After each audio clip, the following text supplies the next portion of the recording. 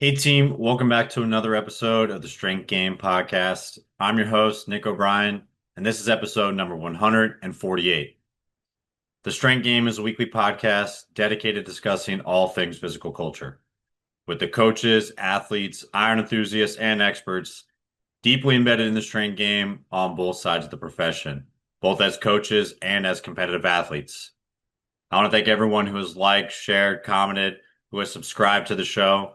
Your support allows us to continue to bring on expert guests and highlight more individuals in the strength game, just like our guest today. Also want to thank our sponsors. Samson Equipment provides first-class weight rooms and has earned an exceptional reputation of providing the finest quality, design, and customer service. Being a direct manufacturer, the team at Samson brings full customization capabilities and not only branding, but in custom equipment needed to execute your next project. From barbells and plates, racks, dumbbells, benches, storage, flooring, and much more, Samson equipment is durable and made to order from premium grade materials, all built from scratch, start to finish. Samson equipment provides professional weight room solutions for all your strength and conditioning needs. See the Samson standard for yourself and learn more at samsonequipment.com. Also want to thank our sponsor, Cerberus Strength. Cerberus is an organization that truly puts the athlete first and actively works towards providing the best quality gear at an affordable price. Owned and operated by active lifters, Cerberus has quickly evolved into a global brand symbolizing quality and trust. Their ever-growing product range is used by the top athletes around the world at the highest level of competition, and every single Cerberus Strength product has been designed with performance in mind with the highest attention to detail. So if you're in the market for the highest quality strength conditioning gear and strongman equipment, be sure to check out CerberusStrength.com and use promo code STRENGTH_GAME to receive an extra 10% off your next order. Also want to thank our sponsor, Sport Kilt. Sport Kilt offers a wide range of universal and clan tartans, as well as custom sport kilts and an excellent selection of accessories and apparel to complement the kilt wearer. For over 25 years, Sport Kilt has been striving to perfect their version of the Scottish classic to create the ultimate garment of fashion and function.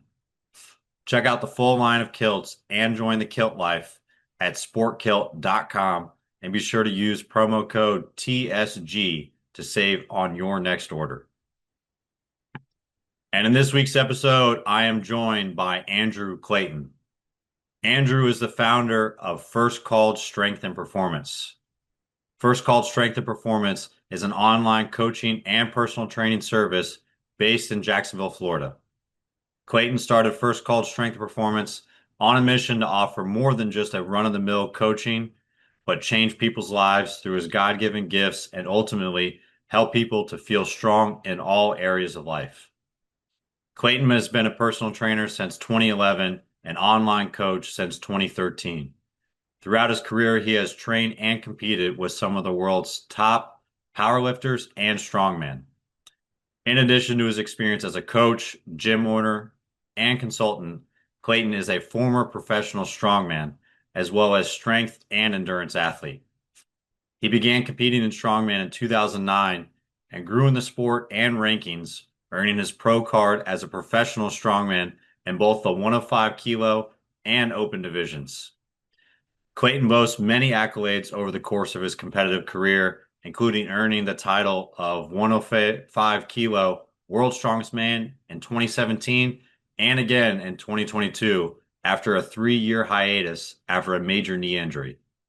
He podiumed every show as a professional 105 strongman, competing in all major shows, has held numerous world and national strongman records as young as age 19, was the under 25 USAW Nationals 105 kilo runner-up in 2017, and competed internationally as a strongman in both the Arnold Pro Circuit and Giants Live.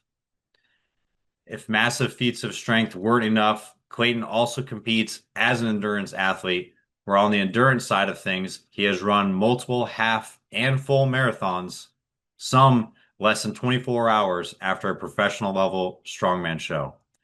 He has done sprint and Olympic distance triathlons, open water swims, a 62-mile ultramarathon while weighing close to 260 pounds, and broke the 24-hour ski erg record while competing adapted without the use of his legs in 2020. Like I said, I'm excited to have him on the show today. So, with all that said, let's get in the game with Coach Andrew Clayton.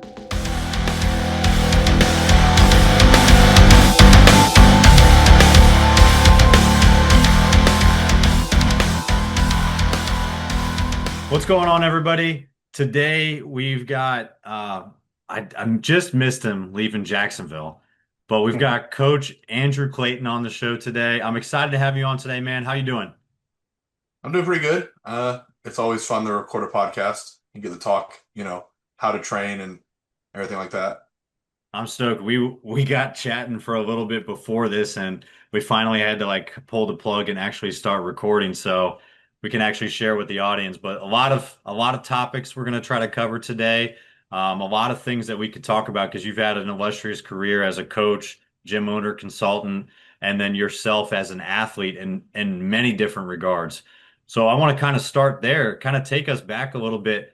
What really got you intrigued and started like lifting, training, involved in the strength game, and then leading to like competing in strength sports, endurance sports, and a professional strongman career? Like, what was the inception for you?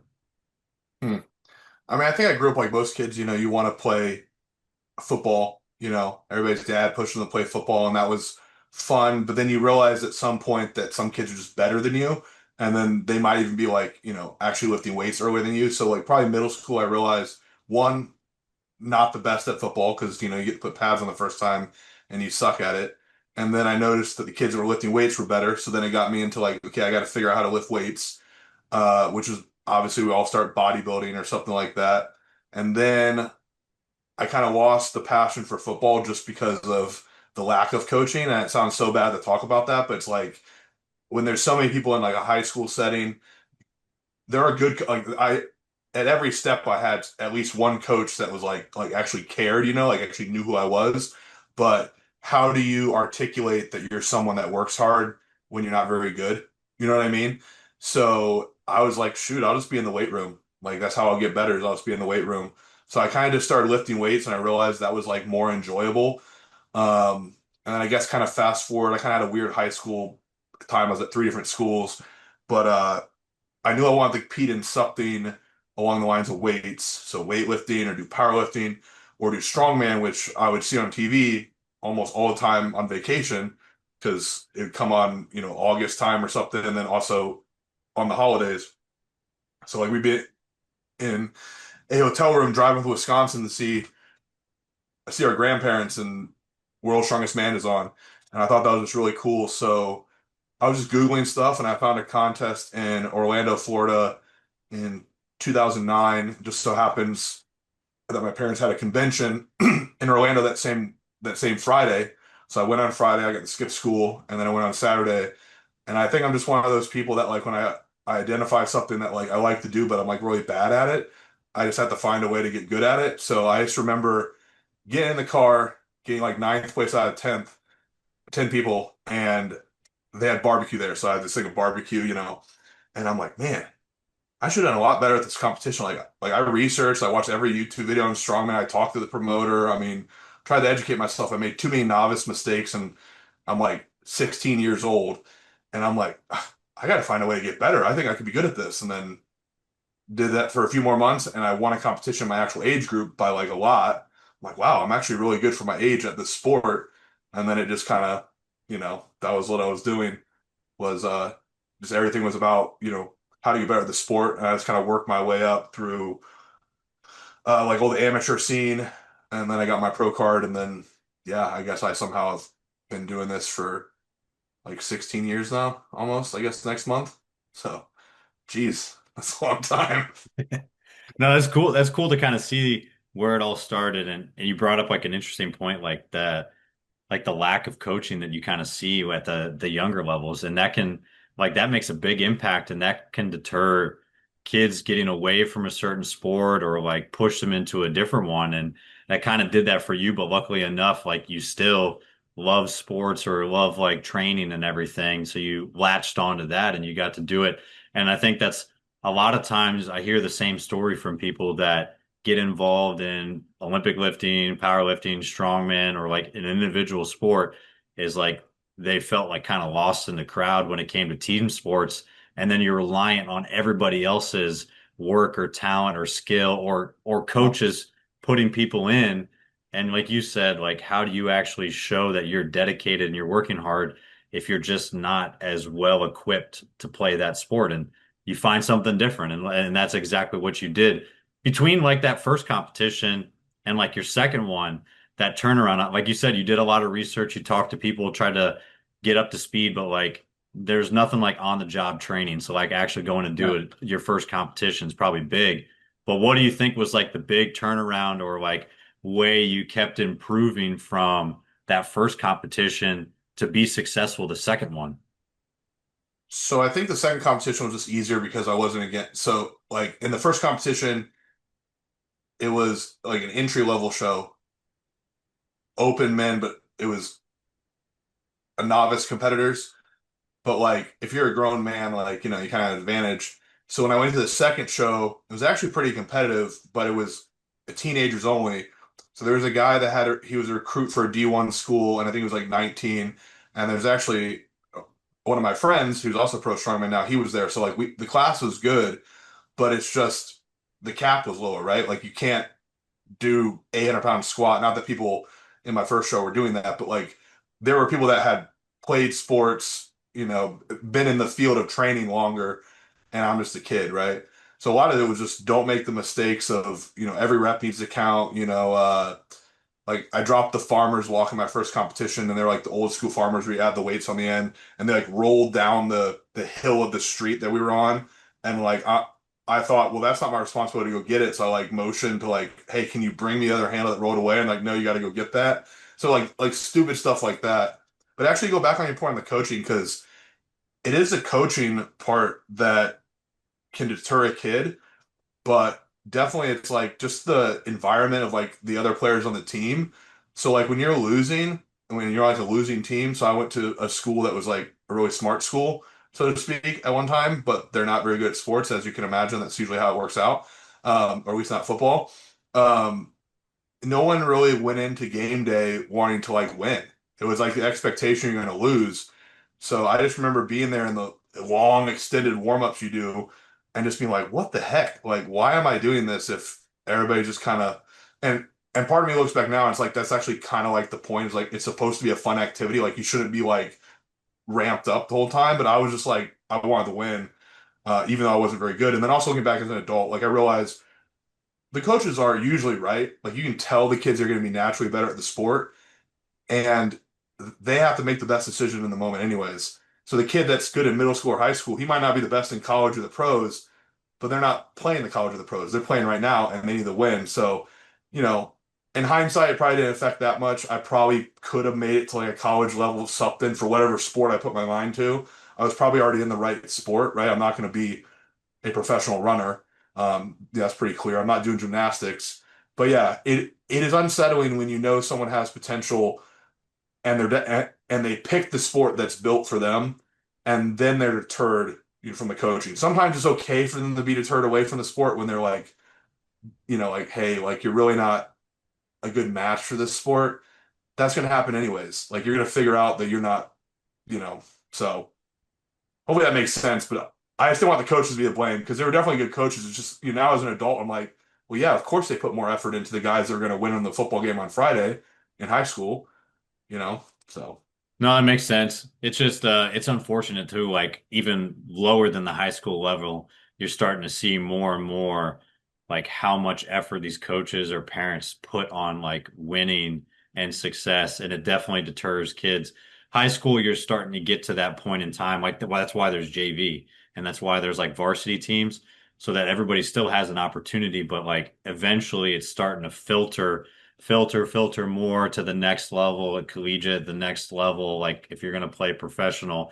because that's what's going to happen. Like you're going to be more skilled, more talented, more prepared to play. So the stakes get a little bit higher, but no, it's good to It kind of even look back on that happens. stuff.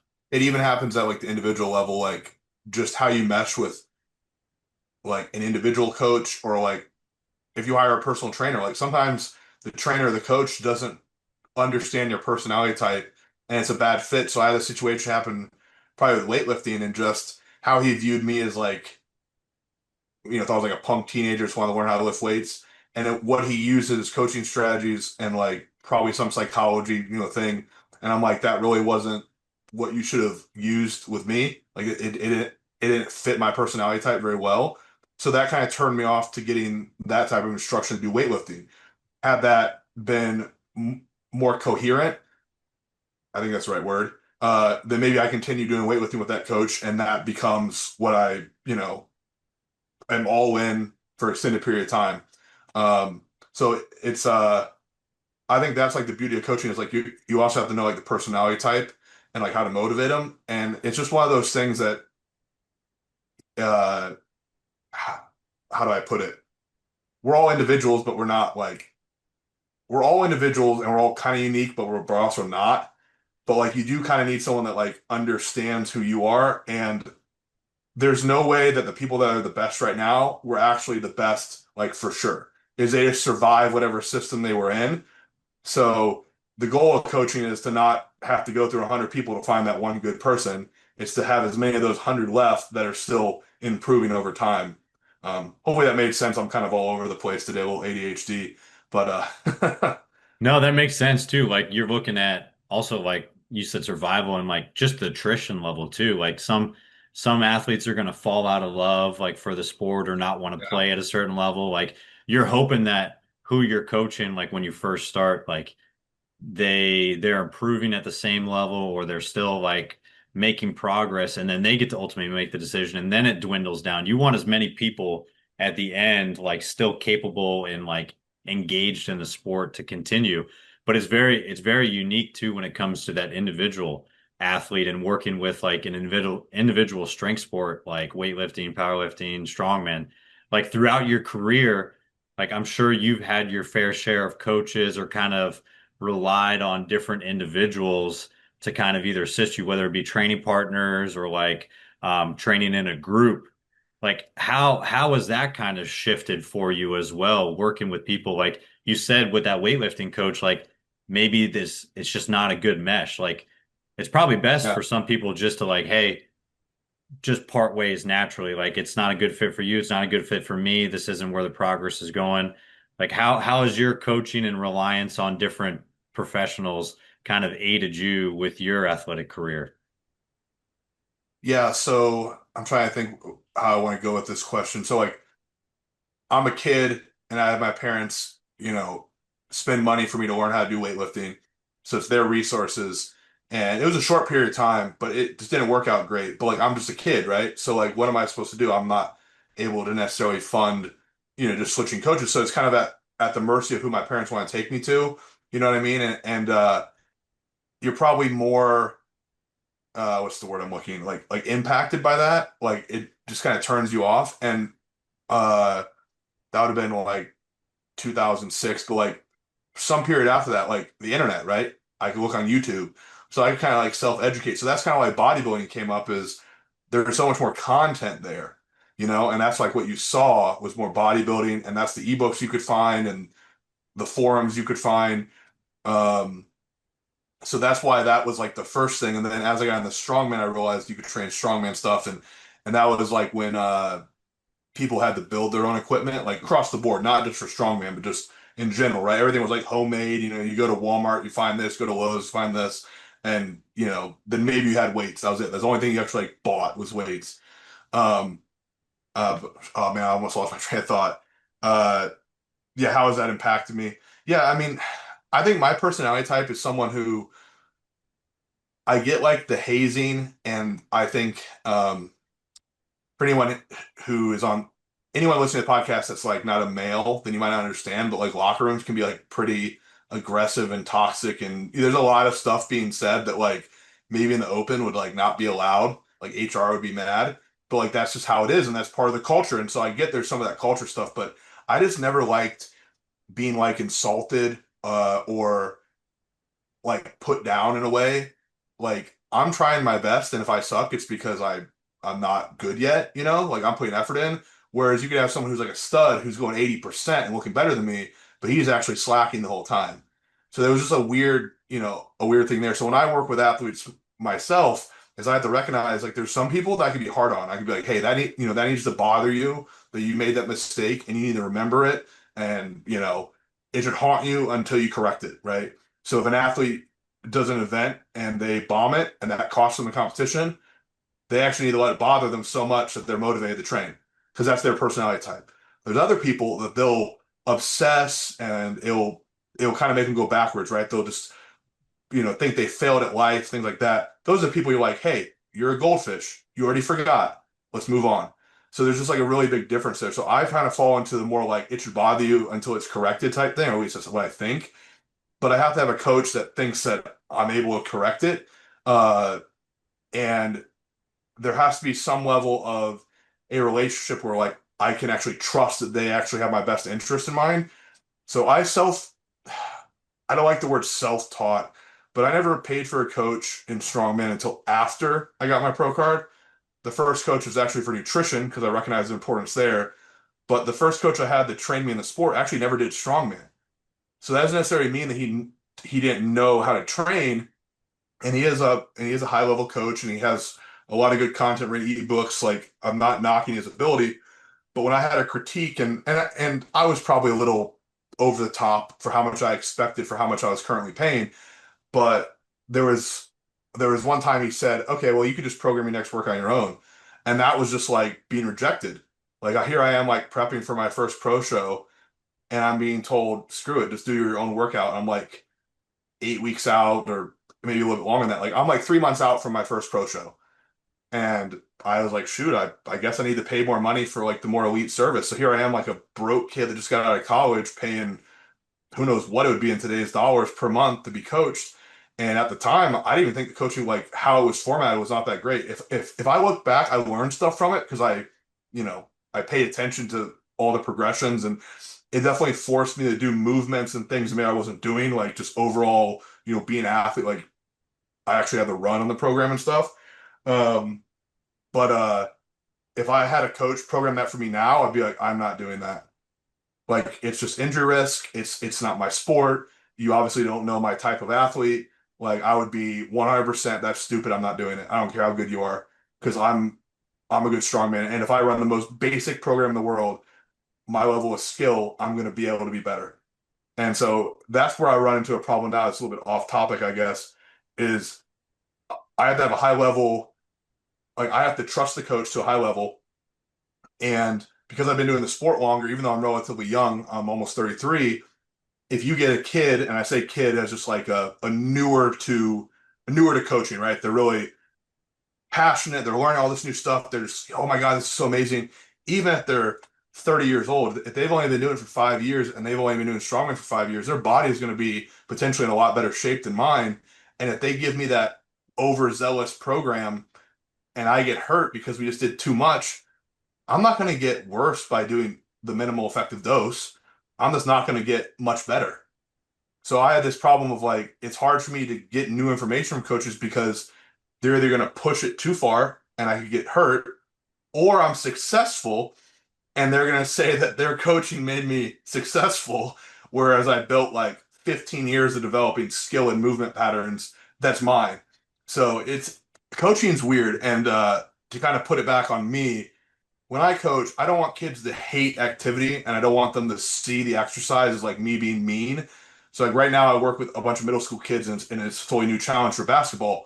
And we'll do like ISO lunges, right? And that sucks for them. So sometimes it sounds like a punishment. I'll joke about it, but I don't want them to actually hate doing that. I don't want them to think that I dislike them or that I'm trying to punish them. I'm trying to create the culture of like, hey, we're all here to get better. And I think that's the difficult part about coaching is like you have to be hard on them, but like you can't deter them from the sport and they have to trust that, I have their best interest. And there are sometimes I do the movement myself to demonstrate, not because they necessarily need to see it, but because I want them to see that I can also do it. And that's another thing too, is like some of these coaches, they program for strongman. If you've never done strongman, like you've never carried 1,000 pound yoke then. Like don't come at me telling me you know how it feels or how to program it until you felt like what that feels like. And then think about feeling that and getting hurt and having to build back up to that. Like the mental hurdle of you have to put 1,000 pounds on your back and walk with it, but then you get hurt. So now in your mind, you got this little thing telling you, hey, I don't know if I want to do that again. And then you got to go past that and then build back up to 1,000. So yeah, it's just a program, but to me, it could be a prescription that was the wrong prescription. I get hurt, and then I'm having to go through a very difficult time of getting that mentality back. And I'm gonna keep ranting for a little bit, but like when I work with like really high level athletes, so many times my goal is just to keep them mentally engaged. So when I coach for some world records in deadlifts, I had a female athlete and she's phenomenal. And I only coached her for I think about a year and a half. But I just didn't want her to miss. I never wanted her to do a deadlift workout where she felt like her deadlift ability was going backwards. So was it always optimal? Probably not. But like the way I structured it was like, what can I do to keep her in that headspace that she wants to just rip the door off of this thing, right? And that was what I thought would be better. Whereas if I pushed for more, let's try to really like, build up a lot of fatigue and then, and then we'll taper off and be super recovered and everything's prime, nervous system, that, blah, blah, blah. It's like, cool. 4 weeks in when she missed the deadlift, and then that whole week she's depressed about it because she's the type of athlete that wants to keep going forward. I just shot her in the foot. Why? So I could test the program? No. So yeah, I know I went off on some tangents, but basically coaching is super complex, and the mentality and like the personality and actually giving a shit about the athlete is so important. Everybody wants to sell you something. Everybody says they have the fix, and guess what? If you pay them, they're probably going to have the fix. So you want someone that like still cares about you even like after the fact. So a good way to tell a good coach is if you're not working with them, if they answer a question for you or try to help you, they probably actually like want to help you. But they only want to help you once you hit, hey, like you got to buy my service or that. You can usually tell that person's just, hey, I have to find another person on my roster, you know? No, it's a lot of good points. I mean, I always appreciate a good rant too because all the good, honest stuff comes out. And Yeah. I mean, coaching's simple, but it's not easy. And I think a lot of the things that you touched on too is just, especially with some of the athletes that you used as reference points, is just knowing the personality and like how your athletes think, how they perform, how they approach a heavy set, how they approach training, how they approach competition. Because when you're talking about these high level athletes, especially individual sports, like they already are intrinsically motivated. They're going to put the effort in. They're seeking out professional services. They want to be successful in the sport. They're looking for guidance from another professional as a coach to keep them on track and keep them pointing in the right direction. Like you said too, testing out your program, like trying to figure out if you're the right coach, like that's not the point. The whole point is the coach is looking for the success for the athlete and nothing more than that. Like I don't care what you do. I don't care if like you're a coach as an athlete, if I'm seeking you out, I just want to get better. If what you do works and I think it's weird or whatever it is, like I got better, I don't care. That's the whole point of seeking out that service. And what So the weird and with that weird part of like how complex the program, that's individual too. There are some people that don't want to get in, like there's some people that like that novelty and there's some people that don't. And so you just don't want to push back in that area. That's not worth the added energy for them to have to set up bands or chains or, you know, addy centric or whatever those things are, to have it complex. Because you only have a cup of mental energy too.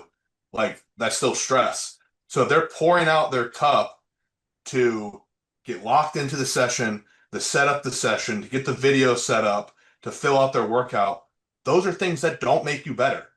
Like you have to have the stimulus.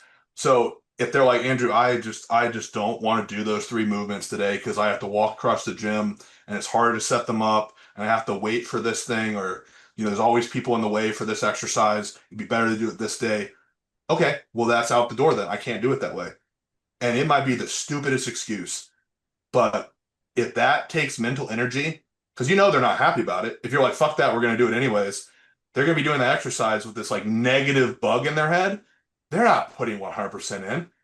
So don't like, yeah. So optimal is only optimal if they are locked in and they buy into it, right? That's what coaching is getting them to buy in and trust your system. And I think when people try to look cool for their colleagues or even other coaches, like I've been critiqued even from people that like no longer coach with me, and there's a bunch of reasons for these, but like I've had people say, "Oh, well, you're like all your programming is super simple. I don't know how you charge for that." Yeah, maybe it was simple because you mentally couldn't handle anything more complex without going off the rails. Maybe it's simple because I boiled it down to the things that are going to make you the best with the least amount of effort. I That's mean, that's that's what it that's what you is. said. It's simple, not easy. That's it. Like, and then I have clients that are like, "Wow, I'm getting really strong, and we're only doing these four things." I'm like, "Cool, let's keep it rolling." That's a coach's job to know exactly what that athlete needs and like what's unique to them. And when you're seeking out someone individually for your own sport, that's what you're looking. You're looking for someone to not just tell you what you want to hear. Or if you want a complex program, if you want all the bells and whistles, like I'm sure you can go out and buy it and not have any coaching.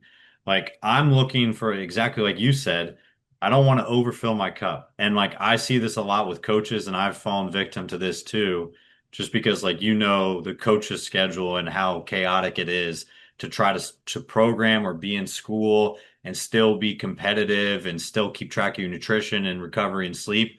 Like it's a full-time job if you want to be successful at that sport.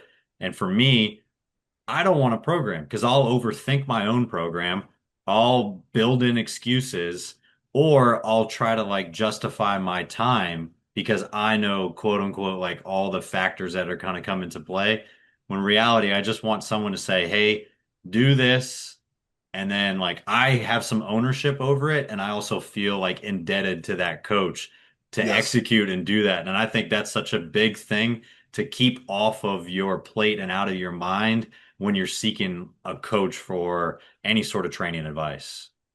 And you mentioned a few things that are just great. Like everybody's smart that comes to you. Like they're at least smart. Like if somebody took the time and I guess from like a business standpoint, we're trying to lower the friction to get someone to click to, send us a message, right? So maybe they send you a message over like Instagram would be common for me. But even for them to take that time to type that message, that means that they did some type of research or had some type of impulse that said, "Hey, I should contact him," right? And then following up and being personal about it, like all that's good business, but like they must have had some intellect to be like, look, I've been watching a lot of Instagram reels, and I just keep coming back to a couple years saying, and they just really hit on what and then you answer their questions like they are a smart they are a smart consumer because they instantly go to your website and hit intake form and fill it out and get signed. Like that's happened maybe once or twice in my whole time coaching, and I'm like, wow. And sometimes just somebody wants to program really quick. Um, but yeah, so there's that. They're always smart. And I think a really good client, I just had a call with someone recently, uh, and he's a new client, and he's super accountable, right? So he said, "Hey, I think the coach, or like my experience with coaching is this. I feel like these things might have been some weak areas, but here are some strong areas. But I take full accountability for, not doing my cardio, or sometimes I skip the warm-ups, or sometimes, I do an audible in training." And I'm like, okay, well, you're accountable. Like, you're not blaming the coach because that would be a big red flag when they've gone through four coaches in a year, which isn't enough time to get anything going. And they're like, no one knows how to coach me. I'm like, hey, did you ever consider? Which I think is fair which is fair. That's a fair statement coming from me because I sometimes think I'm difficult to coach. So if it sounds like me and I say, well, Andrew, could that be you? And I'm like, okay, okay. So that's like, I'm in the same boat. But then also, I've had people work with me that are way smarter than me, way smarter than me. Not necessarily like only how to coach, but just like in general. So they're really analytical people, and for them to be open-minded to other stuff just goes to show how smart they are. Um, to to be open-minded, right? To continue to want to get more knowledge, even if I'm wrong, because I could be wrong. So you're paying for someone to potentially be wrong, but you are so interested in getting better that you are willing to invest in potentially going the wrong route. Because I'm not always the best fit. Um, and then I think the last point I wanted to make was when it comes to like what the athlete wants to do, I talk about the cup because we talk about that. You just like everything. It, we only have a cup of energy or resources or stress or whatever you want to call it. But I, I think it's James Clear has Atomic Habits, and he talks about like how to lower the friction for things. So like you build a habit on top of a habit. Well, friction is the great analogy. It's like you can only be like rubbed against so much to where it's painful when you want to pull away. So if someone comes in, they're like, okay, well, you got to do this foam rolling warm up, and then you got to do this activation warm up, and then you got to do these mobility drills, and then you get to load the bar, but you got to go in these certain jumps, and you got to time this and do this. That's just friction, and it's going to rub on them. And eventually, one day, it's it's already kind of fresh, and they're like, I don't want any more friction. So with those athletes, you might be like, look, if you feel good, you can skip the warm up. That is very individual to you. Or it could even be like, hey, I really want them to be working under 80% loads because I want to improve their movement pattern. But the athlete's like, man, I'm not feeling anything hard. I need to have a hard workout. I just don't feel like I'm doing enough. Okay, that might be against the adaptation I want at that period of time, but is that going to give me the mental benefit, which is going to allow them to push another 4 weeks? It's the same thing as like if you have somebody lifting heavy for 3, 4, 5, 6 weeks and they need a deload, it's like the opposite. It's like you need them to do something. So then they're like, okay, good. I I hit a small PR on incline dumbbell bench was the example I gave this person. It's like, oh, good. I hit a PR. It must still be working. Even though that might not be highly correlated to their success, they know they're better. Like for me, it could be as simple as like, I can still do like, I can do body weight pull-ups for like 8 to 10 reps. Like usually I like to be able to do at least one set of 10 in any body weight. I've done more than that, but if I can do 10, okay, good. I must not be going that far backwards because that can change a lot. I mean, throughout all your training. But if I went out in the gym and I can only do like 5 pull-ups and I'm relatively fresh, I'm like, shoot, I'm doing all this back work and I can only pull myself up 5 times. Okay, well then I must be going backwards a little bit. So there's like certain things that the athlete has to do to confirm that they can still do them. And a better athlete might be able to go a greater period of time without doing them. Like I'm pretty confident in my abilities now where I'm like, I don't need to touch that event at all until it's in a competition because I know the things that make it better. Whereas other athletes are like, man, I haven't done a log press in 5 months. And then I might say, hey, but your axle press or whatever press has gone up by whatever percent, and we've gotten better at the dip and our front squats up. I really think it's going to be fine. But I just haven't done a log press in a while. Okay, fine. All right, I'll give you a log press this week, but let's put an eccentric on it and a pause. So I kind of hold them back a little bit. And they're like, wow, I was able to handle 300 pounds still, even with all that stuff on. I'm like, okay, good. Like, do you feel better about that? It might have just been that number. They just want to experience 300 pounds to know that they could do 350 if they had the peak for it or whatever. So um, I think coaching is, or I guess more so a program, it's not dead. It's a living document. So it's evolving and changing and it's going to grow. And sometimes we want it to grow in one direction and it needs to grow in the other direction. It's just trying to get to the end and always have growth. Um, that's one of the reasons I program where I update every week right now. Everybody likes blocks, and I do think that's a pretty easy way to program, but you just have so many things for an individual that could affect it. And when you're doing individualized coaching, you can change the program because they want that service. I know I've heard from Cal Dietz, he talked about when he's running triphasic, like he runs it with a whole team of athletes, right? Or yeah, a whole team. And I'm sure in all the sports where there's like all the sports where there's like all the skill players and football, for example, all the positions, right? Like they probably have some stuff that's different there, and I've seen that written in. But like every individual might have subtle differences where they need to focus more on the eccentric versus isometric or whatever. But like that wouldn't be conducive to the training environment of a college weight room. Whereas with an individual, if I see, and I've talked about this on other podcasts, is like if we're running an eccentric block and that's definitely needed. And then we run to more of an isometric and we're working on pauses, but I realize that there's something else that's more important to run there or something to work in. I might have 1, 2, 3 weeks, it kind of depends, of changing that variation and just keeping it within the same volume or some other type of cap so that it still fits the program. And that could be like a 1 week correction. So it could be we're not even on the eccentric, the isometric stage, we're on concentric, but their form's going backwards or their positional strength's down or whatever, and I can do an audible to kind of correct for a week. And it could only take a week for an athlete to say, oh, that's how I was supposed to do it. After we did that drill, after we did that complex, after we did those pauses, I had a better understanding of that movement pattern. And the next week, it's already better. I'm like, okay, now we can get back on track. And it's just a 1 week thing. It's like getting a medication just once. That might stop you.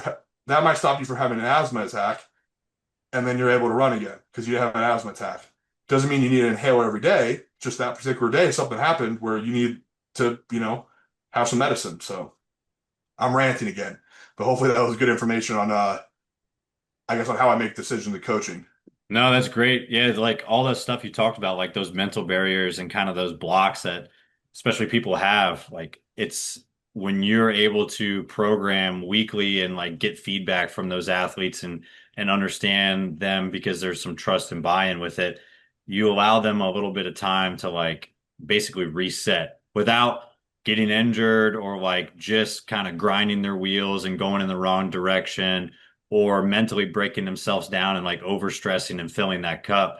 You give them an opportunity to like have an open set, have a little bit of autonomy, like some variability in there so that you kind of like you're still steering the ship, but you give them enough time that like, hey, like they can kind of go behind the wheel for a little bit. And you're still going in the right direction. It veers off course like just slightly enough, but you're still going in that general direction. And that's sometimes that's all they need, like you said, to get back onto it. And like not being in the profession a lot of time, I'm sure some of like your more novice individuals that are working with you, like especially when you talk about like specificity for strongman training or like knowing specific attempts to take for powerlifting or weightlifting, when you're not accustomed to like what that 95% above or like feel real confident on like super heavy like log cleans and like your press and lockout, whatever it is, like you kind of feel more lost when you're doing a lot of more barbell and general strength movements because you're away from the natural implements. Yeah. And they all they want to do sometimes is just train the implement. Hey, train that specific event. Oh, I have a loading medley. I need to do the loading medley Well, a lot of times three we got to go times a week. backwards. A lot of times we have to go backwards. Like with the barbell example is, you have to have a relationship, which, me being me being 33 and not being married or having kids or anything, like what do I know, right? But to have a relationship, you have to have good communication. We already talked about trust. So when we look at like what would a client do or an athlete do with a coach is if they communicate something, they want to be heard, right? And it needs to be going both ways. So if someone writes a note on the app that I use and they tell me their elbows are hurting and this movement is not working and it's not a main movement, right? I could just switch it, right? But if I ignore that and I just and it happens, so sometimes you happen to gloss over it. But if I ignore it for 3 weeks and their elbow still hurts and I keep telling them to do whatever extension or push up or bench or whatever, they're like, man, he's really not listening to me. He doesn't care.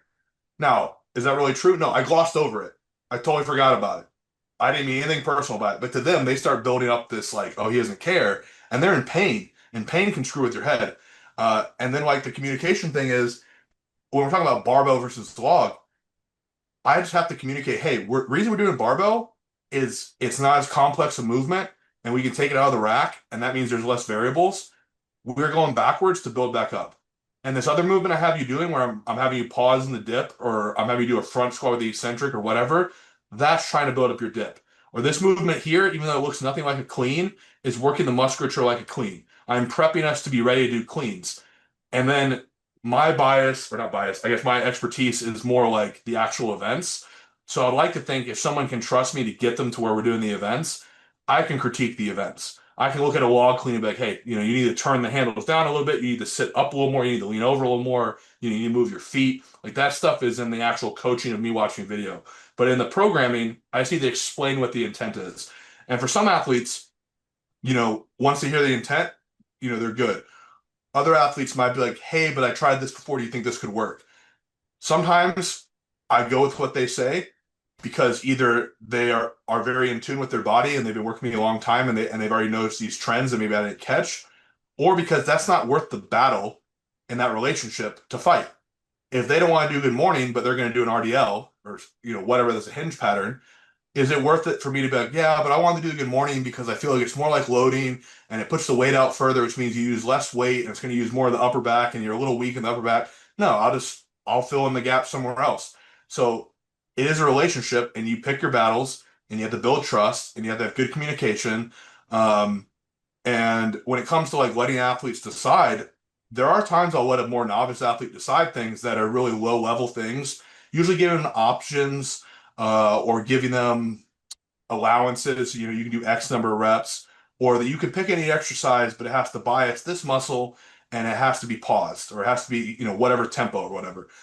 Whereas like maybe a more elite or advanced athlete, I could be like, hey, I know this movement can sometimes cause issues, or like, this is my intent for this session is for you to do this type of loading, but I want you to do what you think is best. So like a lot of times in strongman, there's like a skill like per weight per event. So in other words, if you're doing like a throwing medley, when it's really light, you might run up to the bag and grab it and just heave it, right?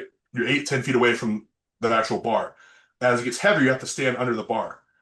It's a lot of verbiage for me to explain, like, hey, like on some of them you gotta like run up to and throw it right away, other ones you don't. For a more advanced athlete, I'll be like, hey, do your strategy that you plan to do in the competition. So you're gonna throw three of them from the line, and the last two you're gonna walk back, swing and throw. Do that, but do it at this percentage. Or I'll be like, do what you well, yeah, I already said do what you think you're gonna do. They've already had a plan. Like they're a smart athlete. They've already been like, hey, like that bag's kind of heavy. I'm probably gonna have to swing with that one and then throw it. So I don't need to tell them. Whereas like a newer athlete, I might be like, okay, this week we're gonna focus on we're gonna stand under the bar, and we're gonna swing the bag twice, and then we're gonna throw it every single time. Even if you don't feel like that's what you should do, I want you to do that so you build the the infancy stage of the throw, which is a static, and then we go to more advanced where you have to like dynamically run up, grab it, and without any type of reflex, just heave it, right? So I'm building them into like a higher level skill, but depending on the person, I can let them either decide that or I have to pick it, if that makes sense. I don't know if that's the best example. I don't know where that would be in other sports. But that's an issue that I run into even looking at other coaches' programs is the block looks really good that they write, and I know that they know that information, but that's never articulated to the client. So the client gets better because the programming's sound, but how much better would they get if you explained how strategy goes in and how building and the skill goes in, right? Over time, you have to get good at the base movement, which like for an overhead press, like only doing a push press, like that's I would consider that the base. Whereas like a power jerk or a split jerk or something more dynamic where you're rebounding the pressing every rep would be like an advanced skill. I get everybody back to doing push press. They build this up really strong, and then they can kind of go a little bit further and build those skills based on what they need for that event or you know how they're built or whatnot. Yeah, it's great. I mean, it's proper progressions, and you're looking at like skill-based movements, and you're making sure that what you do is you focus on kind of the lowest variable, like the kind of the barrier of entry, what that movement is, so that you can build upon that. And a lot of times, I think novice athletes, like social media, they're so exposed to like seeing all these different things. Like when you and I grew up, like World's Strongest Man, if you wanted to watch it, like you had to see what time of day it was. You got real lucky. It was an hour on like a Saturday in the middle of the day, whatever it is. That was the only time you really got to see it unless you were going to go somewhere else. And now Or you you could record it on VHS, or you record it on exactly. VHS, and you still have it in your office. Oh shit, there you go. It's actually Yeah, yes, but same thing. Yeah. but now, yeah, nowadays, like you can watch your favorite like up and coming strongman or like pro strongman and see what they're doing day to day in their training. And it's so much different. And a lot of times, like I think they don't make the correlation between, oh, I want to do this, and this person is the like top 0.01% of, and they're very skilled, they're very like the size is on is like in their favor. There's so many things that are going for them, and they're just trying to jump ahead to something very skillful. And you're breaking it back down so they can build it up and they have a good foundation for which, if, hey, if you want to compete at this for the next 5, 10 years or you not want to get injured, like this is the way that we have to do it. And unlike doing blocks like you talked about, when they're communicating with you and they're being a good client, like good athlete, and they're giving that feedback, then you're taking that in and you're able to make some quicker changes so that their progress has never stagnated. They can keep working forward. And then again, they feel like they have ownership in the program when they change something, or you give them an open set, or you let them pick from like a block, like a list of different movement patterns. So then now they get to feel like they do something that really benefits them, when in actuality, like you led them to the right conclusion. They got to pick, oh, you get to do a curl, dumbbell, barbell. Who cares? You're doing a curl. Right. That's all we needed to do today. I mean, there's so many things that like I could go to some like strongman's unique because we don't know the exact competition. So like I would just open up a book on weightlifting, and what does it have? It has like all the movements in a week, and it shows you like how many times to do each movement in a week and like the rough volume based on their max. Da, da, da. So there's like allowances, right? And that's kind of like how they could add a metric to programming. And then I just heard a podcast, and it was from a powerlifting coach where he doesn't like that people think they're special or outliers, which I thought, huh, that's interesting because my first coach said like you're not that special. And what he meant by that was like adaptation wise. And I'm like, that actually is a good way to think about it. But of course, at the time I'm young and I'm like, ah man, that's personal. He's trying to say I'm not good or whatever, right? But the difference with strongman is like, well, there might not be true outliers other than like Brian Shaw's the world, things like that, Thor. Um, the idea behind why he said that was he wanted to create certain patterns or an overarching principle to like be able to feed people through to being good at powerlifting. But powerlifting is pretty beneficial in that it's always the three lifts for three attempts. And in theory, you could pick the day you have to peak because there's a powerlifting meet every single weekend. Yeah, the higher level people have to go to should go to certain countries and compete against other good people, but they could also do a backyard meet and it still counts. Um, so like there are things we borrow from other sports. Where was I going with this train of thought here? Um, oh my goodness. But like in strongman, there's not exactly like the same allowances. Like we're trying to have those allowances like in a block. Oh man, I'm just lost the train of thought. I'm all over the place right now. Pretty much what I was getting at, it's just borrowing from other people. But you were talking about like you having to update every week, and I'm thinking, huh, it's not necessarily I should change every week, but there's just so many like moving parts in strongman. Um, yeah, I guess I lost the last time. I was trying to relate it to powerlifting and to weightlifting because there's so much more literature out there for them and there's better understanding. But like when it comes to like the stress, like I guess that's one of the challenges of all sports is like when we look at team sports is, we have ways to measure their velocities on the field and like, how much time they're on their feet and all these things. But like we're trying to control as many variables as we can, but it's just impossible to do that. So when an individual coaching, you have to allow some auto regulation by the athlete because they're working a job. Just being on there. Like there's another podcast I listened to where he was talking about the NFL and how the NFL ironically is like backwards because people get to go home off season and train however they want, and they come into a system where they're supposed to train a certain way, and if they don't have the work capacity, they can't handle it. Well, he's like, yeah, like I'll go from not having to be on my feet all day to working 20,000 steps and my Achilles hurts. I'm like, yeah, think about that. A low level activity, just standing, changed this coach who still trains and is an ex-athlete, so like he's not ignorant. So like, imagine somebody works an extra shift and then you have them do an event day. It's like if I don't give them framework for the intent, I'm just telling them you have to do an 800-pound yoke. Whereas I could be like, hey, I want you to do a comfortable weight. It needs to be under 10 seconds, auto regulate as needed. Then that could become a different weight that week based on their recovery and them listening to their body. The only times I might give like hard numbers is if the athlete is going to like undershoot all the time, like they're more in their head. They might require more numbers because I'm trying to take out the emotional component of it.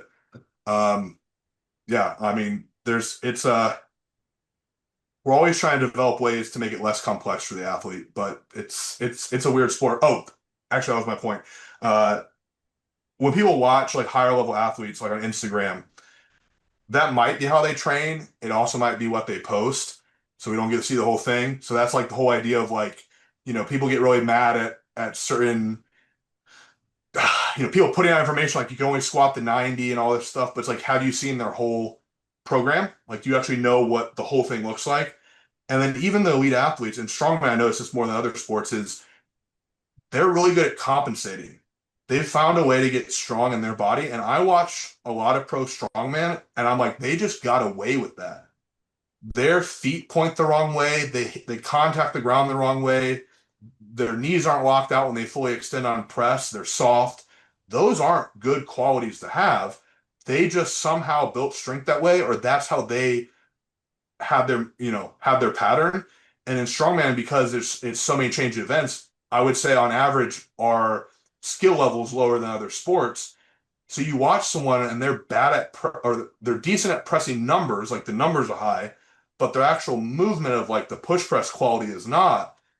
And you start thinking that's what good form looks like. And you're actually looking at compensations because they're using maximal weights. Because you didn't see what they tried to train to do. You only saw what they did in competition, which some level of compensation comes in. Um, so yeah, so getting an athlete to not train like another athlete. Like you need to find athletes that perform like you, that you have the movement pattern that's like for your body type. And with that coach that said that not everybody's an outlier, like there are going to be differences. It's just like the system needs to have some type of uh the system should have a framework where people are still doing the same thing, but with subtle differences. Not like, oh my gosh, you have long femurs, you can't front squat at all. No, like we can't just like throw a movement out.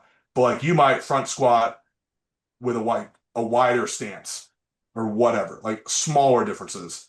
Is that hopefully that makes sense how I kind of connected that. But yeah, watching people on Instagram and watching stuff like that like I'm guilty of it too. And I even put out stuff that wouldn't help people. And I told someone recently is like how I train now is kind of lazy, but like what I put out is also what I feel I could do to get better. And I already have a high level of skill and my mobility is pretty good. So where I might use certain movements for athletes to get better at their skill and mobility, I might be able to just do hypertrophy. Because if I just get my triceps bigger and stronger and they're healthy, I already know how to press like relatively well. But if you're an athlete that struggles with mobility and struggles with the movement pattern, you might want to allocate that volume into skill practice or allocate it into a movement that's more biased for mobility. So you see me doing just normal press downs, which maybe I shouldn't even do anyways, but I do those, and you're like, oh wow, that's what a pro strongman does. I must need that tricep press downs. And I would argue, yeah, there's a place for them, but they're pretty freaking low on the list. Uh, so again, that's understanding the athlete and where they are and what can continue to get them better. Um, yeah, so that's going to vary per person. Yeah, it's just a peek behind the curtain, honestly, when it comes to social media. And like you as the consumer are only seeing what whoever's putting it out there wants to put out. And they can trim it and they can cut it and they can do whatever they want. And it's just a small snapshot of what they want to show. But I like what you said too, like looking at some of those guys, like the top level athletes, like some of the ones that you've competed against and like some of the freaks that are at like the open, like World's Strongest Man too, like those are compensation patterns. There's a lot of brute force when it comes to those things at maximal like strength work or trying to get through an event like that. And it definitely doesn't look the same in every single aspect of their training because yeah, in training you're a lot of times you're trying to be precise and you're trying to get the bulk of that work in as efficiently as possible. But when it comes to competition day, it's like it's do or die. Like if it doesn't look perfect and it gets the job done, like that's the way to do it. And that's very different when it comes to powerlifting because like a small shift here or there and you're going to dump it. Olympic lifting, same thing. Like just missed timing and you throw off the whole lift. Like with strongman, you can recover. Like I think we've seen enough times where guys have like almost walked off stage with the log, like Yeah, a Conan's wheel. You take a misstep and you're falling backwards, and then like you catch your momentum. There's so many right. different ways that that's happened, and that's kind of what makes it so interesting. But kind of touching on a little bit too, like you've already got into a lot of the coaching stuff. And it segued perfectly from just you getting involved in strongman and like your interest in trying to self-educate and improve for yourself as an athlete, seeking out other coaches and information. But what really like sparked your interest to try to give back and get involved as a coach and like start like found and start First Called Strength and Performance? Like what was the reasoning behind that and like what drove you towards like a profession like in this manner? I didn't have a job. No, I'm just kidding. It actually was a time where I was unemployed, so I was like, I should just work for myself. But I had been, um, so both my parents are teachers, so you just kind of like, you know how it is, like when you're around people that coach and educate, they there seems to be a higher prevalence of like gaining the abilities to know how to do that. So I don't think I'm like the best by any means, but I definitely, when I see people try to parent or coach or whatever, some strategy is just it's just not how you do it, you know? Like the perfect example is the one I gave earlier is like I don't want someone to hate exercise and use it as a punishment all the time. Like physical exertion is a great punishment because it sucks and it can be done. Like it's not going to permanently scar the child or permanently damage the child, but like it could the conditioning of it could relate to like I only do exercise when I'm punished. Um, but yeah, so I really like bodybuilding. Got into strongman like that. I'm already self-educating myself. Wanted to be a personal trainer. Went to school for athletic training just because I was told I had to go to college. Didn't even really necessarily want to do athletic training. Probably would have been better at exercise science. Uh, I got burnt out by that. And then I did personal training for at least part-time in some degree from probably about the time I graduated in 2014 to like 2000, like mid 2015, had a little bit of a break, and then I got back into it in like 2018 or 19. The whole time I had at least a couple online clients here or there.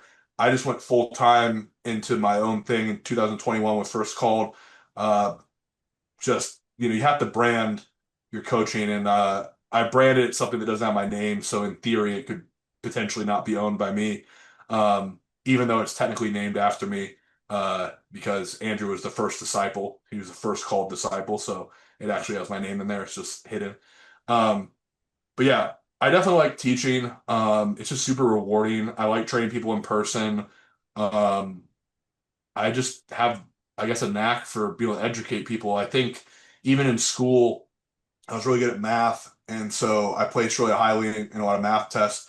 And it seemed to be like I was able to articulate, despite having a speech impediment, uh, certain math skills to other classmates, whereas there were classmates that were smarter. They're like, "Yeah, you just do this," and it's like telling someone to just do this when they don't know how to do this is not going to work. So, that's what coaching is like. Yeah, just do a log clean. Okay, no, you need to have a cue. Okay, I want you to think about there's water in the log and you don't want this spill in your lap. How do you hold the log? Okay, that's how you're gonna have it at the bottom of the clean. Stuff like that. Um, and a lot of the coaching principles that I've gained are through how I perceive the events.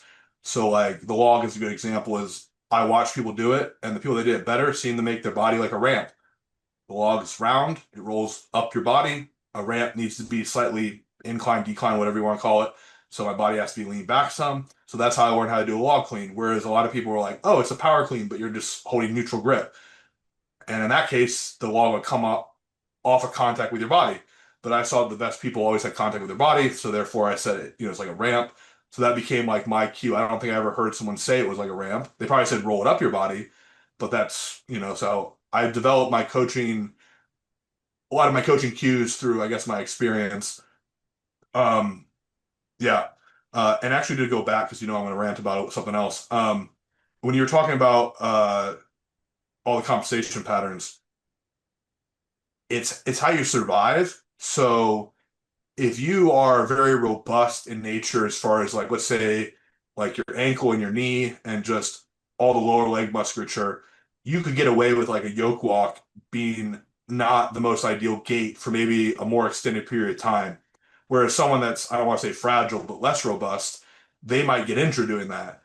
But we often look at people that get injured as being like, they have less ability, right? So some of that is a genetic thing to where they might be better than the person at it, but they were just given the tools to get away with more compensations, whereas the other person couldn't. So we see that like in sports of, and I don't know nearly as much as you do on this stuff, but like being able to land, right? People are doing a dunk and they're landing on the ground, and we see people get hurt, and we're like, oh, that's because he has poor landing mechanics. But some of those guys are just more durable at certain joints, or you know uh, there's like better suited to play that sport. So the compensations kind of weed out the people that aren't suited at that sport. And it frustrates me only because I don't think I'm genetically the best all around for every event. So the ones that I've had injuries with, or the ones that I still get beat at, there are some people I watch them, I'm like, oh my God, I sure hope no one's watching their form or their execution of this movement because it is terrible. And I see them coach other people, and I'm like, you're really just coaching, or I'm sorry, you're really just watching them because they're good at it. But in reality, when I watch their yoke walk, their gait is terrible, their landing mechanics are terrible, and I'm looking at their lower leg. I'm like, yeah, their lower leg is like 50% bigger, and not like their quads, but like, from the knee down is 50% bigger than mine. You don't think 50% more shock absorbers naturally built in are going to be more durable? You know what I mean? And they just gotten away with it to some degree. They probably have foot pain. They might have, hip instability that causes them pain in their lower back, but they've got away with more. So when I was younger, I would look at it and be like, oh, that guy doesn't know anything. He's old and he doesn't do as much weight. And then I'm like, oh, wow, he's old. He's been doing the sport longer. He's probably had some injuries, but he's also still able to do it. He might actually know more because he's been able to maintain his ability and has to use more proficient form to be able to do X amount of weight, whereas this stud guy can literally just do it because he can do all these compensation patterns and get away with it. So, yeah. Yeah, it's impressive when you see older guys in there too, because especially when they're not picking up at that old age, they've been doing it for such a long time, and they've had to go through so many different changes and like periods of time in their training where they've had to shift, whether it be an injury, whether it be like falling out of the sport for a couple years or picking up something else and coming back and have to learn the technique again, changing weight classes. There's like, I mean, just old age as well, too, and the number of years and the pounding you put on your body, like trying to train at that high level. It's impressive to see these guys do it because of all the things that you mentioned too, and them having to adjust and get past some of those mental barriers to still stick with the sport. Because like as you've seen a lot of guys kind of fizzle out of the sport too and like still want to stay involved and like kind of retire in a way, like you're probably never going to get a PR again like you did when you were at that level. And for some guys, like that is completely debilitating. And it's just trying to Mentally. figure out a different way to like kind of stay engaged and still like find a different love for it. It's hard. It's hard. And but I think one of the things for you, like, and you can correct me if I'm wrong, like some of the ways that maybe you've been able to stay engaged in strongman and just like strength training and like fitness and wellness in general is you've have a lot of broad experiences, like on top of like being a professional strongman, coming back from injuries, like you've competed in like running endurance sports, different ultras and like triathlons and marathons and stuff like that. Like how does that fit into training? Like why is that kind of important to add to your tool belt and like how do you balance that type of training with being at the weight you are, like still being able to compete and strength train? Like your programming's got to be like outstretched or you're just so equipped that you're hopping into it right away. Well, I should probably give the opening statement of I wasn't very good at endurance sport. Though I guess our standard for endurance sports is pretty low.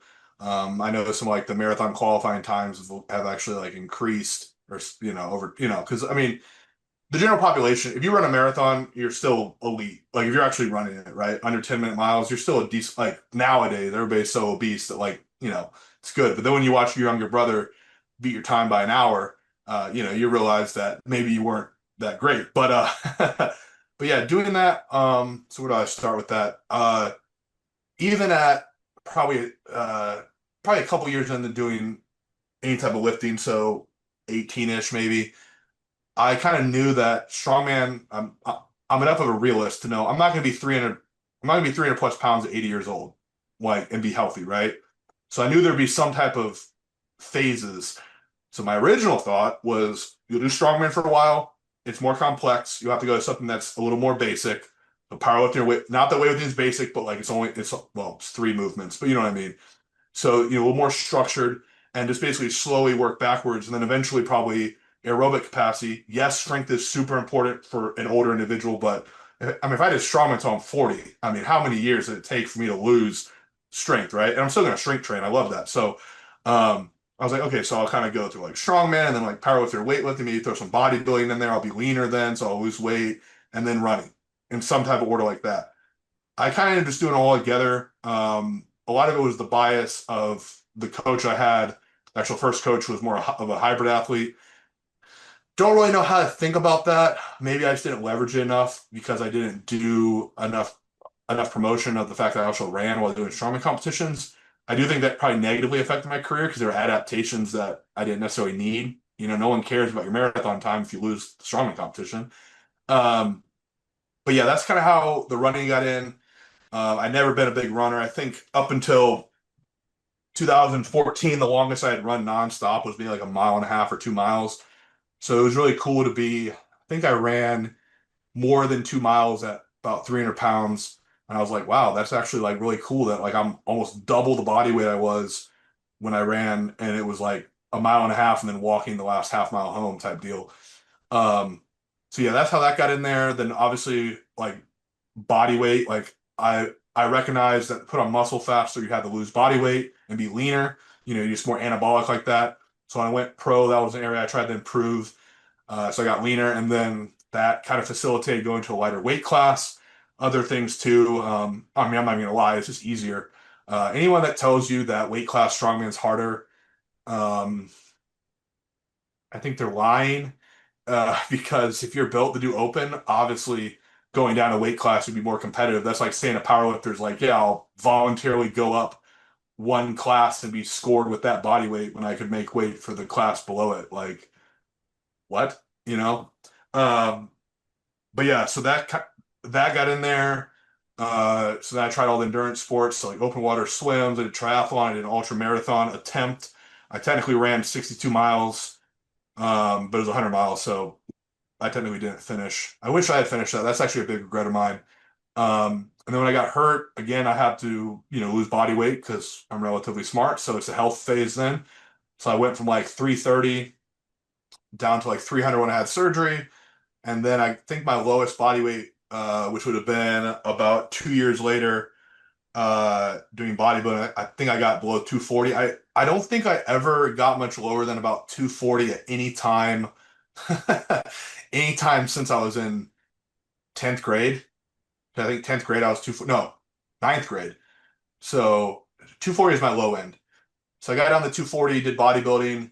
I really, it's crazy. The structure of bodybuilding and lifestyle and diet and just the fitness is, assuming you're not doing all the drugs and being super lean, really enjoyed that. But I got burnt out only because I decided to do a competition.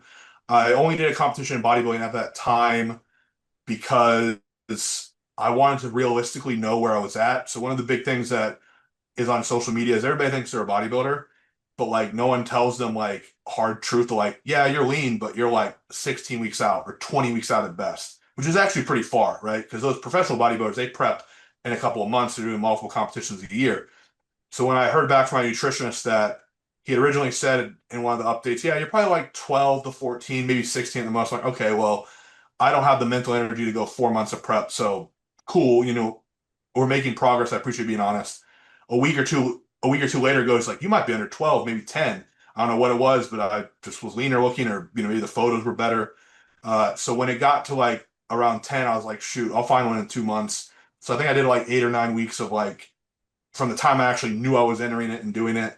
So very accelerated for your first time, which meant the diet was a little bit more aggressive, which I think that's what burnt me out was just I was literally dreaming of cheesecake. I would sit in bed and watch eating videos of cheesecake, and just like researching cheesecake places.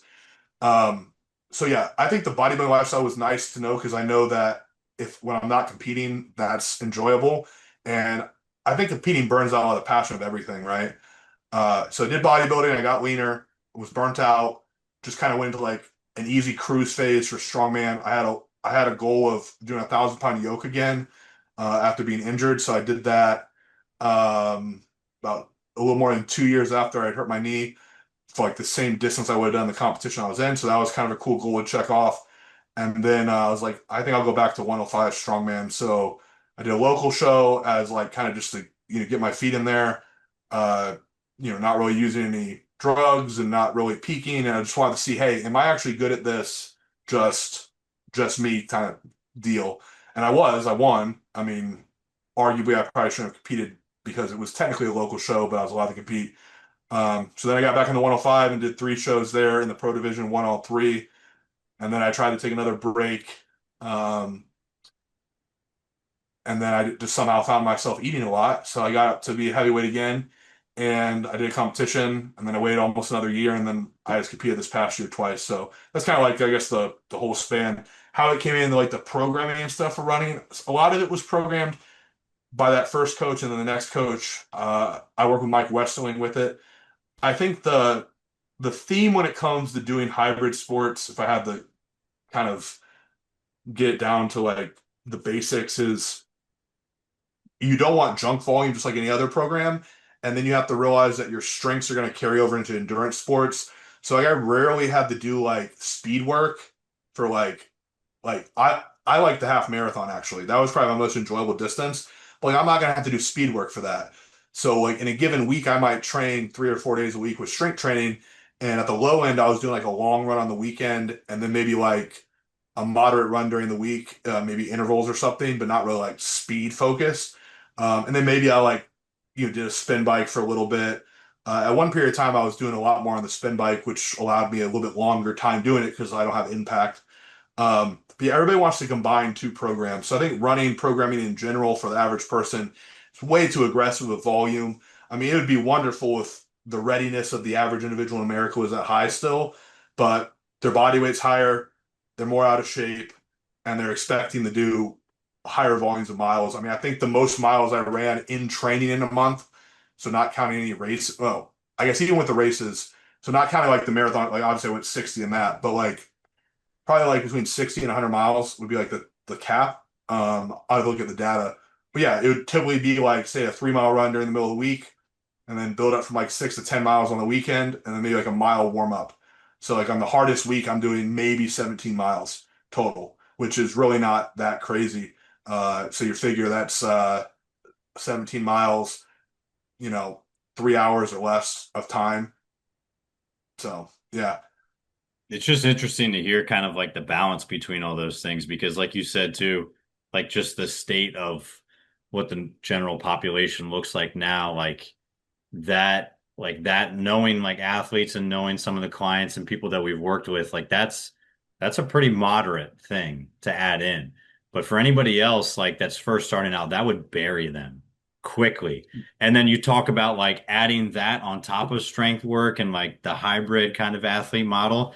Like Well, I'll say it's I was doing difficult. weight class. I was doing weight class strongman, so it is lighter. So Oh the thing yeah. about it is like all the weights I was moving in the gym were pretty much sub maximal while doing the running. But yeah, It's still like you still have to know like that little balance between the two, and you have to still focus on your recovery and be able to blend those things together because you're working various different like qualities at the same time. So you have to know how you recover from running, like how the volume affects you, how the impact and the stress from running actually like affects now your strength work too. Even if it is sub-maximal, there's still a delicate balance between it.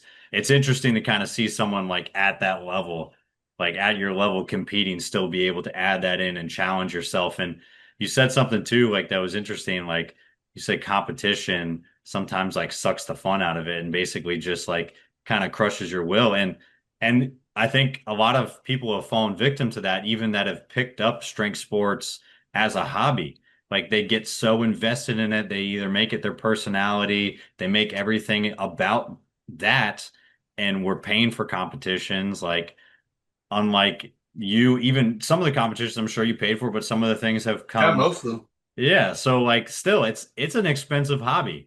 So Even as if a you're pro, you you're sometimes not still. having fun, you're not having fun at that and like competitions are wearing you out, like what are you doing? So like how do you still like I guess yourself if you're not having a coach find a way to still stay like invested and like kind of keep strength training, like health and wellness? How do you turn that into a long-term um kind of forever thing?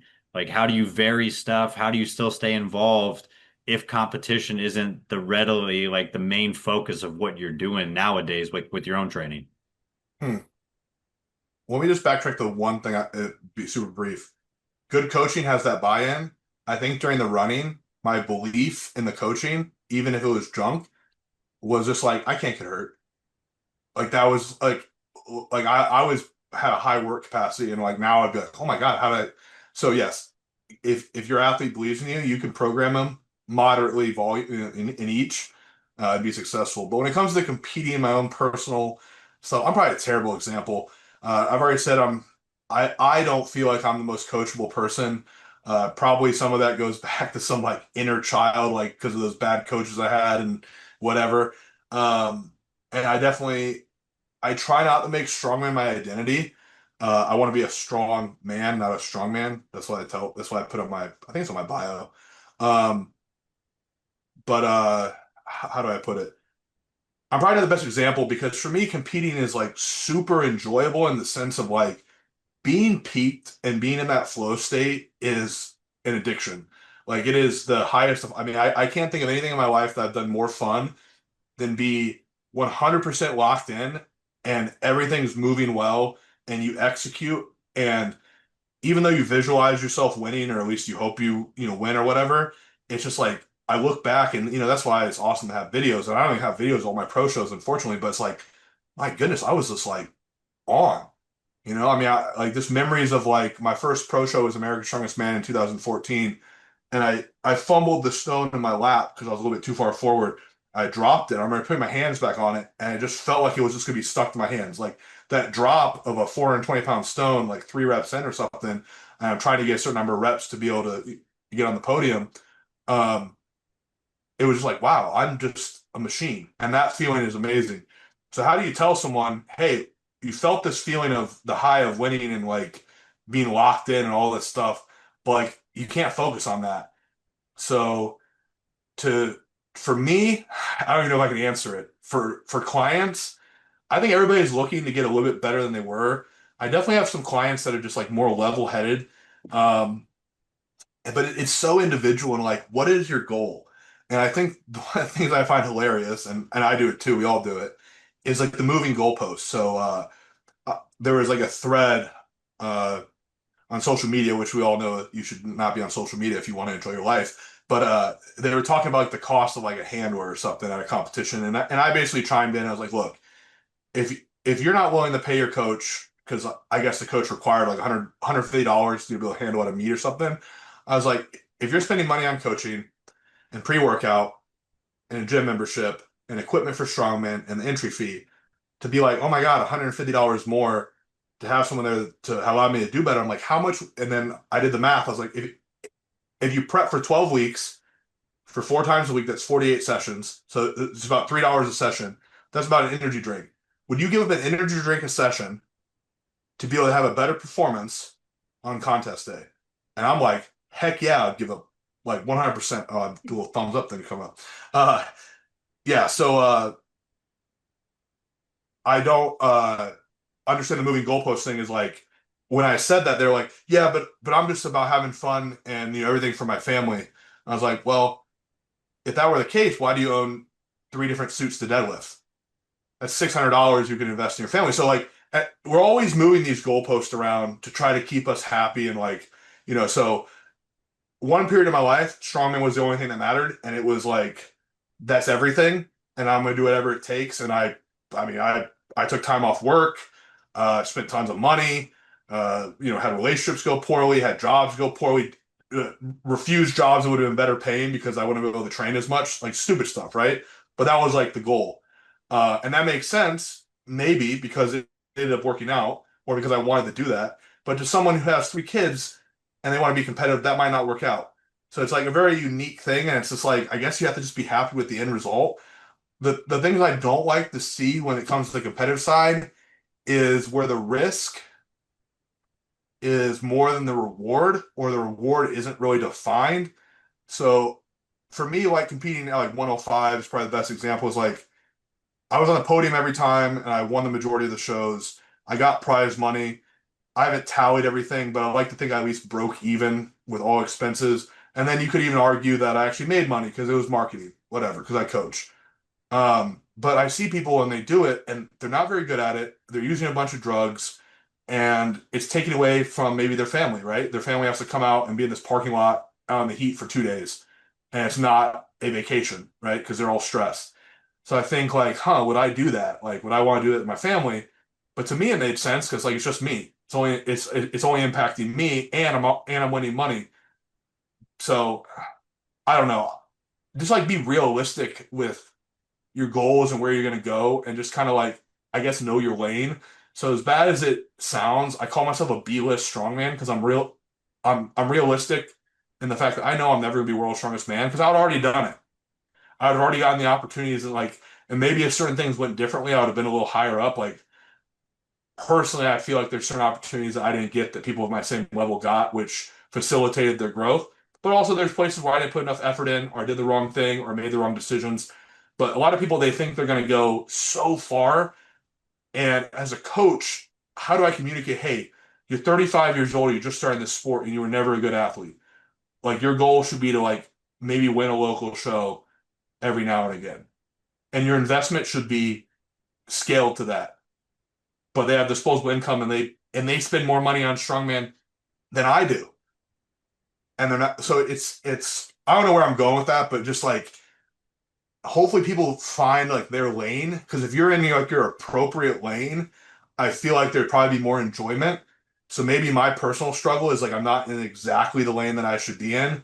There's some author talked about like to be in your lane or like to have your niche is like to have a skill, but it's like unique.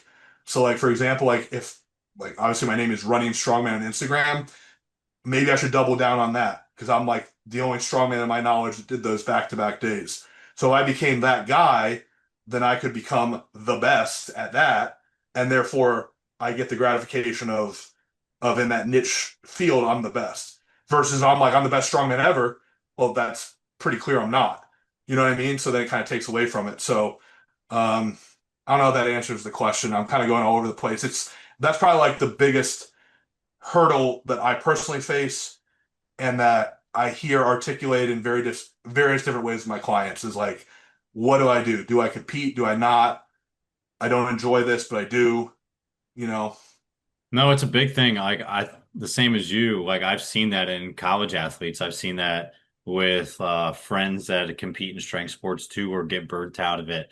And I've kind of burnt the candle at both ends the same way too, like coaching and being an athlete and like is this worth the stress and the and like kind of the effort for what I'm going to get out of it. Like, is it really worth doing all this stuff? And at the end of the day, like you said, like if you've got a lot of compounding different things happening that are pulling you different directions, you have family, you have a job, like what are you really willing to sacrifice for like what that end result is? And if you're not realistic about what it is, and not just like what the end result's going to be, but what you do after that. Like if it's not something just like, oh, well, this is a stepping stone to something bigger, and you're willing to actually sacrifice, like, why are you going to really put all your eggs in that basket just so that in 6 months you can go through all this stress and headache and spend money and time away from other people and sacrifice time at your job and stuff just to do this again in 6 months and you think you're going to go pro and you have no shot in the world? Like, again, And that's then how a and then good you have to coach. and then you're a coach, so you can't be like you suck, but also you don't want to be like the guy that's like, yeah, you're the best, and give him like it's a Um, I don't want to. I don't want to paint it as being like complete negative stuff. So I'm gonna try to. So it's probably gratitude, right? You should be grateful for all these opportunities. So a lot of people point out all the relationships they have. I think I won't even necessarily say relationships because sometimes those are misconstrued as just your peers, right? So because I'm in strength sports, I have a lot of people that I know that train and they're potential training partners or we have trained together. Some of them are actually friends and some of them like, oh, those were just people I like worked with. You know what I mean? Like that kind of relationship. But I do think the access, I think it's cool the access certain people I've had. I mean, the fact that I've gotten to like eat meals and hang out with World Strongest Man, like World Strongest Man winners, that like I go places and people like potentially know my name. I mean, I think we all like that, like a little bit like our little bit of fame. Um, but then also along the lines of the gratitude is sometimes I guess the risk isn't really better than what we get, but it's just like they're not the same things, apples and oranges. So I remember in school, we were going through like athletic injuries, and obviously concussions are terrible. And one of the professors, she wouldn't allow her kids to do football. I think it was like for sure. But just I mean, concussions are high in soccer. Eye injuries are really prevalent in basketball. That's terrible. Imagine being blind. You can't drive the rest of your life. I mean, when you really look at it, you're shooting a ball through a hoop and you can be blind, right? Or you could injure your knee, or you get paralyzed. All these things are terrible, lifelong things. But one of the professors, uh, I think he had two girls like 8 years or younger, and they were playing soccer because he had played soccer. And he said, "Yeah, but if they don't play soccer, they lose all the social aspect. Like, am I going to take away that experience from my kids?" So it is kind of like a weird thing. Like this human experience is like we need those experiences to make us better people. Like we need challenge. You know. Um, I don't think I could have a child. I guess something like that I can't relate to is great. Uh, I don't think I could have one of my children never play a sport. It's just like my mom made me learn piano, and I didn't continue with it because she's a pianist. There's something about certain things like physical, art, obviously education, like every kid should read, but like that you have to do. Like you have to know what a physical challenge is, and the competitive part hopefully brings out better qualities and teaches you how to leverage your strengths. So, like for me, I'm a very obsessive person. When I'm really passionate about something, I obsess about it. And what I'm currently trying to do is find ways in my everyday life to get into that flow state, that like contest level, just like I don't even know how to like this unreal ability. Um, when I wrote one of my most recent ebooks, I just told myself I was going to write it in a week, and I literally just locked myself in my office and I wrote the whole thing. And I would say it's relatively good. I just said, hey, action's better than planning, and I just did it. But then the rest of the time I'm like I'm not really motivated. A bunch of like half-written articles. It's kind of the same thing with competing. Is like it should drive you in a direction that facilitates your life. So I know a lot of very competitive people that have that go into other areas of their life, and then other people that's the only thing they're ever good at is only get strongman. And I can even make the argument for myself. That's the only thing I've been really good at. So I don't know if that kind of adds more to it, but I think the social aspect and like the experience aspect, it would be like you would never want your kid to get hurt or break a bone, but like they're gonna do it, and you want them to handle it a certain way and be able to be relentless and get through it. And those qualities of getting through an injury are like almost worth having the injury over. And I guess that's what strongman's like, is like doing these like triathlons and Ironman, or, marathon. Like you might never go to Boston, but like you ran a marathon. And my brother, the one that beat my marathon time, um, super locked in. Like he was like trained like a professional athlete, did research, everything, heart rate, everything. But he ran a half marathon with me when he was like 14, maybe. I think the longest run he did, which was actually broken up into multiple runs, like 6 to 8 miles. And he ran in the summer with me. So it was like cramping terrible. But he told me that the ones he had done that half marathon and just suffered through it, like a lot of things were easier because he realized that his ability wasn't down here. It was, like it was high up. So he said that really helped his marathon. I think that's what the sport should bring out, is like realize your ceiling is super high. And to segue that into kind of like, I guess, my career as a strongman is like doing all these things is me trying to experience difficult things, maybe because I feel like I'm soft or because my life's been too easy. I need to have some type of challenge. But they're kind of cool challenges in the sense they're all going to end. You do a 24 hours marathon, it's 24 hours. It's not 25. Life is ongoing, so that's like the challenge of life. But for me right now, I'm not even really trained that much. In my back pocket, I know that this person is capable of going 24 hours straight on in an ultra marathon on an erg.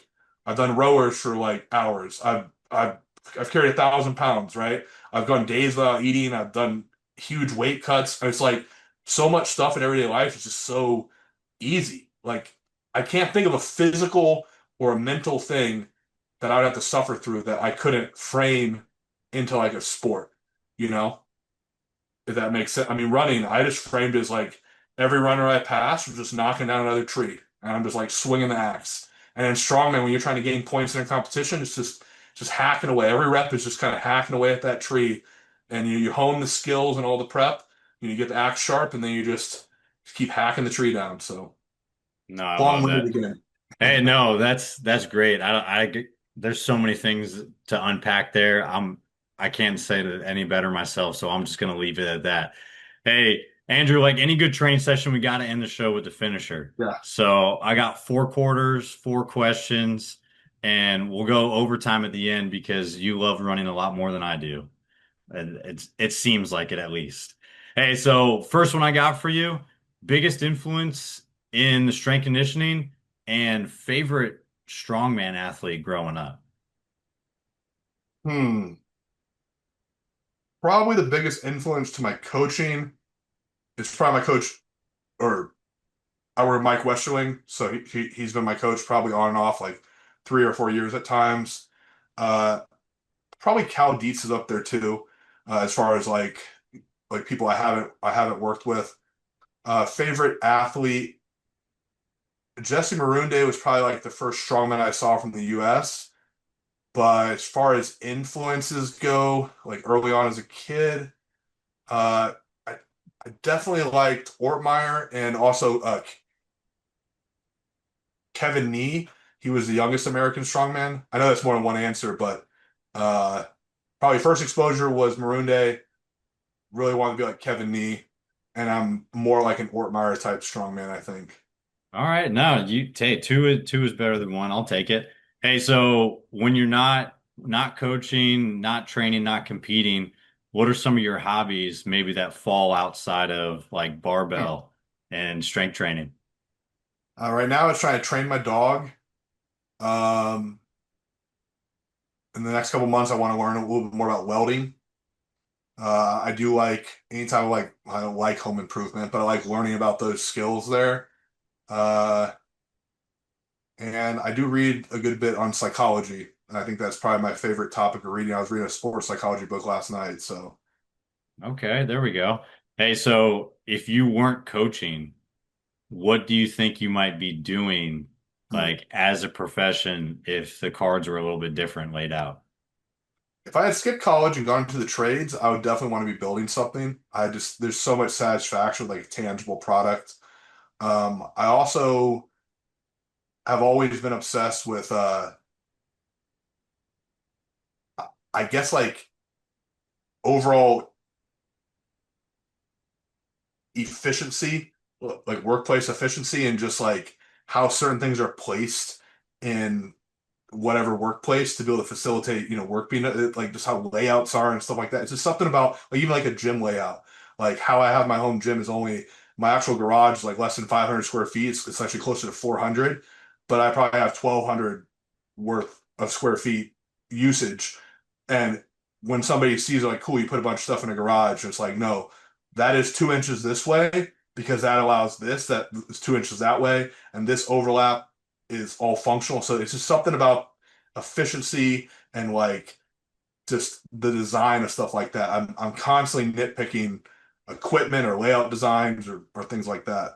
Oh yeah, it's equipment Tetris. Tetris. It's the ultimate form in the garage for sure.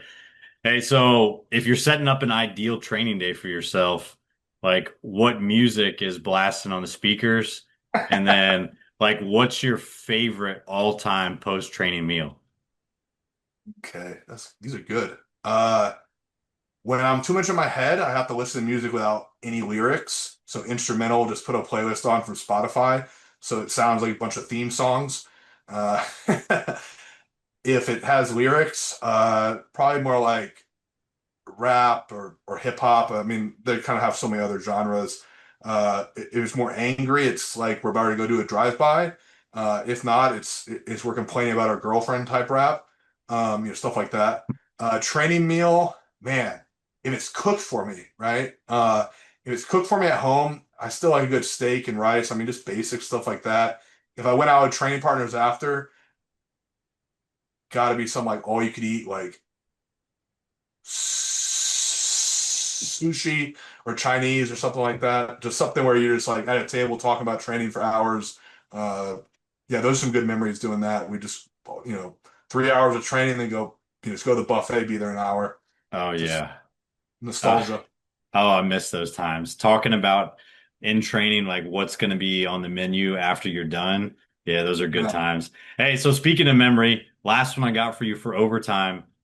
Like, what is your favorite either under the bar or coaching memory, or like the first one that really pops into your mind out of those? Under the bar memory. Um, so like whatever you live the most, maybe.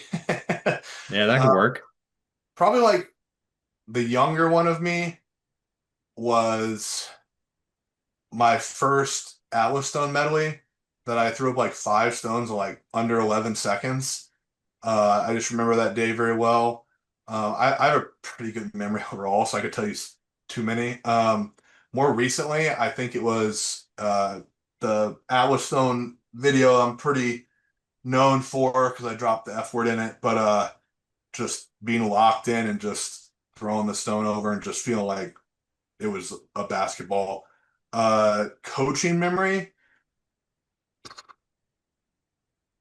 It's really cool that I've helped athletes break world records. So I think those are cool memories, but I feel like there's probably like one that people wouldn't think about is like when I train people in person, when I saw any female client do like a pull up and just like that, uh, the confidence they get when they get down, it's just something kind of like you just kind of see their, they just kind of look bigger and, they're just like more upright, it's just, it's something about that when you've kind of like cued or coached someone to a goal and they just like look different after, like that glow and that kind of just like, the heat of that kind of makes you feel better. No, that's awesome. I can't agree more with that too, especially like on the athlete side with when it comes to female athletes, like I always test pull-ups and like some of them are always like discouraged, like I'm not going to get any. I was like, just give me your best effort. And then like at the end of like a 12, 14 week cycle, especially in like college, and you get some females that went from zero to like just one and they grunted out, like the feeling that like their teammates are stoked for them, like they're stoked. Like that's 100% improvement. Like you can't go again from zero to one rep on anything else like that. It's such a cool thing to like showcase like all the hard work just to get that. And it's such something really small, but it has such a big payoff. So that's awesome. Those are some great stories. I That's know you like got the some more. barrier. That's the barrier of like for like a female, like when they get upper body strength on a pull up, then all their lifts improve because it's just like that was the thing they were told their whole life they're not good at, you know? And then they just broke it. They just said, no, I have upper body strength. And then yeah. There you go. That's the tipping point for sure. Well, hey Andrew, like this has been awesome. I know we could go on for a long time. Yeah.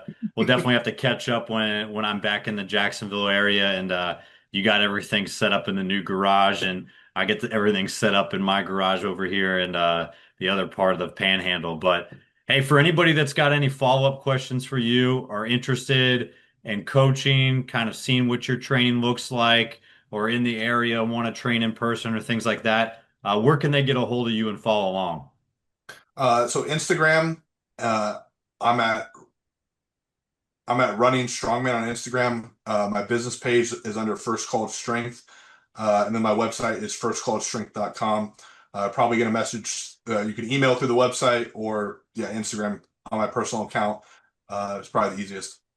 Awesome. Well, like I said, this has been awesome. We'll make sure everything's linked. So anybody that's got any questions and stuff and wanna reach out to you for some coaching and some training advice, they've got all that information. So thanks again, man. This has been awesome. We'll definitely have to run it back and catch up soon, Yeah. but appreciate your time today. Well, I appreciate being on. It's been fun to chat. I got carried away. No, it's perfect, man. Appreciate it. That's it for this episode of The Strength Game. Thank you again to this week's guest and to our sponsors. Be sure to connect and keep up with our guests at the links in the description below. Remember to subscribe to us on Apple and Google Podcasts, Spotify, or your favorite podcast provider to stay up to date on all future episodes. Also, check us out on YouTube and CoachO'Brien.com, where you can find all the video versions of these episodes, as well as show notes, episode schedule, and much more. Comments, ratings, and reviews are always welcome and appreciated. Thanks again for tuning in, and be sure to join us next week for another great episode of The Strength Game.